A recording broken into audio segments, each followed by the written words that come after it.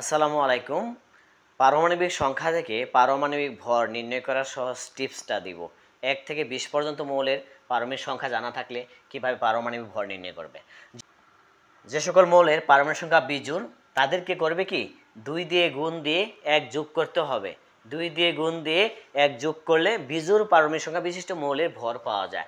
যেমন 3 3 দুগুণে 6 আর 1 কত 7, 5 5 দুগুণে 10 আর 1 11, তারপরে 9 9 দুগুণে 18 আর 1 19, 11 11 দুগুণে 22 আর 1 23, 13 দুগুণে 26 আর 1 27, 15 দুগুণে 30 আর 1 31, 17 দুগুণে 34 আর 1 35, এটা একটু বেশি 35.5, 19 দুগুণে 38 আর 1 39।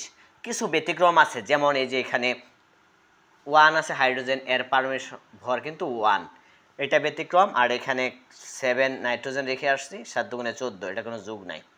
আচ্ছা, জোড়া যেগুলো তাদেরকে 2 দিয়ে গুণ দিলে পারমাণবিক ভর বের হয়। জোড়ার সংখ্যা কোনগুলো, যেমন 2 হিলিয়াম, এটা 4 হবে।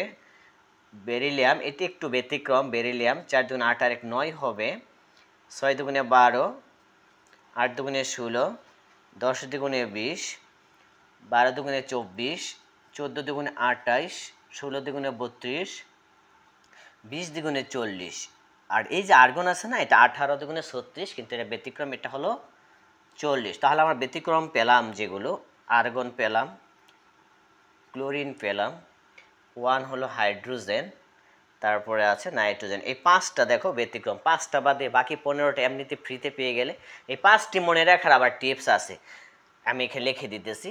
ব্যতিক্রম হলো ক্লোরিন আর নাইট্রোজেন, ক্লোরিন আর নাইট্রোজেন, এটা মনে রাখবা। ব্যতিক্রম হলো ক্লোরিন আর নাইট্রোজেন। এই যে ব্যতিক্রম বললাম, এটা আসলে বেরিলিয়াম, এই যে বেরিলিয়াম 4 নাম্বার হলো, মানে এটা হবে হাইড্রোজেন। আর ক্লোরিন ক্লোরিন 35.5, আর মানে আর্গন, মনে রাখবে আর্গন হলো 40, এই আর্গন। আর নাইট্রোজেন তো নাইট্রোজেনই, অর্থাৎ এই 5টা ব্যতিক্রম হলো ক্লোরিন আর নাইট্রোজেন। আর বাকি সব কি হবে, জোড়াকে 2 দিয়ে গুণ আর বিজোড়াকে 2 দিয়ে গুণ দিয়ে 1 যোগ, তাহলে পারমাণবিক ভর নিয়ে কোনো টেনশন থাকবে না। ধন্যবাদ।